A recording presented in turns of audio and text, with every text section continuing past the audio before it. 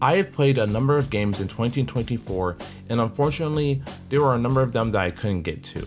And I wanted to talk about some of the ones that I couldn't play just because of time or money, mostly money. But the first game that I have on this list of games that I wasn't able to get to this year was SpongeBob The Cosmic Shake. Now, this is a game that came out last year. The rest of the games on this list, they came out this year, but this is one I meant to pick up this year because I missed it last year. Still didn't pick it up. I'll probably get to it next year. It's pretty cheap now. But the reason I wanted to pick this up is because, well, I'm a big SpongeBob fan. It's been there my entire life. And me and my sister grew up with Battle for Bikini Bottom. That game's, I'll admit, if you don't grow up with it, maybe it's not the most amazing game in the world, but it's still respectable. And we had a lot of fun with it. And the remake, I think that came out, it was around 2020. I forget when. It may have been the year 2020 that it came out. But I was going to get it, but then my sister got it and she didn't like it, and I just hated how it looked visually. I think everything looked oversaturated and just didn't look that fun, so I didn't get it. But then I saw they made this game, and I'm still not head over heels over the art style, but it still looks as fun as Battle for Bikini Bottom did, with a new story, and I really want to pick it up because I think it'd be a fun time. It probably won't be the best platforming game around. I mean, there are so many good platformers out there that I've played, that I want to play. One that's actually on this list, but I think it will be a fun time. So I hopefully will be able to pick that up next year, especially since it's not that expensive anymore.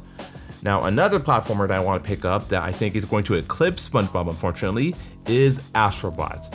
I was so close to getting the game this year, but I had to hesitate because I just can't drop that amount of money right now. I think the cheapest you can get it right now is $50, and I would like for it to get a little cheaper, or for me to have a little bit more money to spend. But this game is so good. I have played Astro's Playroom, and that game, I mean, it's more of a tech demo, but still a really fun time. And if that is fun by itself, I can only imagine what Astrobot is. So I am so excited about Astrobot. I'm definitely playing it next year, no matter what. I've heard so many good things. It literally won Game of the Year at the Game Awards. So yeah, I'm definitely gonna get that at some point. The next game on my list is Marvel vs. Capcom Fighting Collection Arcade Classics. Now, I do really like Smash. I think I've made that pretty clear. But I wouldn't say I'm a big fighting game person for some reason. I really like Injustice and Injustice 2, but other fighting games, I can't seem to get into them that much. Like, I've played a number of them now. I've played Street Fighter 6, I've played Mortal Kombat 11, I think. I've played Guilty Gear Strive. I played there's another one, Soul Calibur. I forget which one. It's the one on either 360 or PS4. I forget. I played a Soul Calibur, really liked it. I just need to buy it, but I just don't know what version I played, honestly, because I was with friends. But anyways, I haven't played a lot of fighting games, or I haven't stuck with a lot of fighting games, but I've seen the biggest thing that people talk about with this collection, because there's a bunch of games in here, is MVC2, Marvel vs. Capcom 2. And they say it's probably the best fighting game out there. And I haven't seen much of the game because I wanted to probably go into it blind, but like the game seems fun enough. And I'm wanting to try a little bit more of the fighting game genre, so I want to jump into this game and see maybe if the other fighting games in this are fun. But like, really, it's MVC2 that I really want to get into. Now, the next game on my list is Epic Mickey Rebrushed. But I did put a little question mark on my list because I wasn't too sure if I wanted to get this. If I had to drop a game from this list, it'd probably be this one, just because I've played the demo of Rebrushed, and while I did like it, I wasn't a huge fan of the combat. But maybe it's because I just need to play more of it. But I think it's just because, I don't know, I guess it just wasn't gravitating towards me. And then also having to do the whole paint and thinner mechanic. It has some cool mechanics, but I just don't know if I was gelling enough with it at the time. Maybe I just was not in the mood to play the game. I was just forcing myself. But I've never played Epic Mickey before, so I wanted to give it a shot initially. So I played the demo, and I was like, okay, this is cool, but I just didn't know if I wanted to spend money to play the entire game. But I'll say, if I have enough money in the future, I'll probably get this one a shot. Next game on my list is Shadow X Sonic Generations.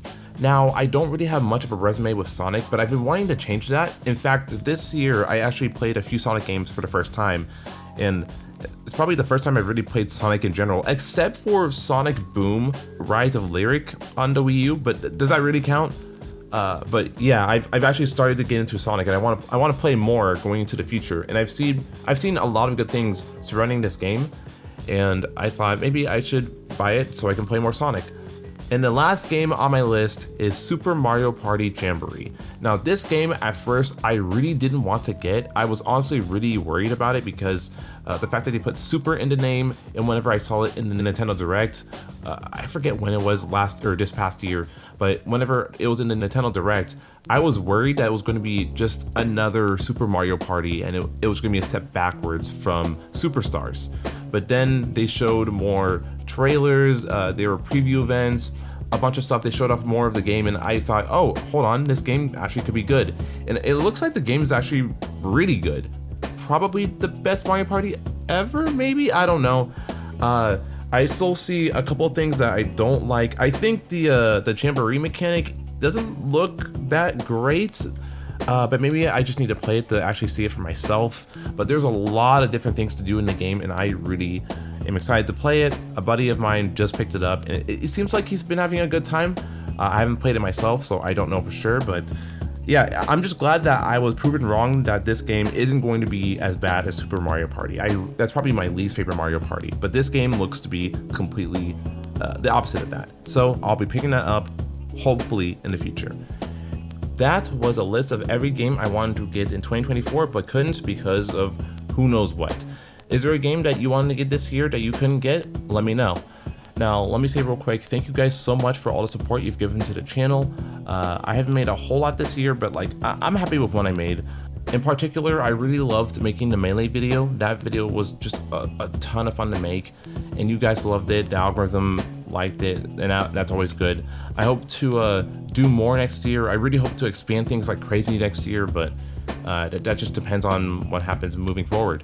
Now, the last thing I'll say is I've been working on a video that was supposed to go out whenever this video goes out, but I ran out of time, so I'm making this instead. But I'm working on a video where I talk about every game I played in 2024. I played a ton of games, and this video is going to be probably 30 minutes long, so it should be a fun time. And because you've watched till the end of the video, I'm going to show you a sneak peek. So hey, don't say I didn't do anything for you. So I hope you guys have a happy new year. See you next year. And that's all I got. Later. I got the Klonoa Phantasy Reverie collection in 2022 since I never played Klonoa up till that point. I played the first game and finished it in 2 days. I played the second game and finished it in 2 days. Plus 728. So, similar to Miles Morales, finishing this game was not high on my to-do list. It ended up becoming the game I played whenever I was traveling. It made for a fun way to pass the time on a plane, but I was moving pretty slow. I eventually finished the game in January, and it was good. I definitely did myself a disservice by playing the game in short bursts, because the story wasn't as strong as so many people said it was to me. I also think the fact that I didn't grow up with the game made it where it didn't stick to me as much as it could have. Speaking of which, platforming in Klonoa 2 is pretty unique in comparison to his contemporaries. Klonoa has to use the enemies around him to complete double jumps, hit certain enemies, and trigger switches. I found this mechanic to be a little finicky at times, and at a couple of moments really frustrating. Once again, this could just be my fault for playing the game in mini sessions over time, but unless I was really in the zone, I could never gel with it. I still had a good time, and I think other people need to experience these games, but Klonoa is far from my favorite platformer. Maybe if Bandai Namco brought Klonoa back, they can prove me wrong.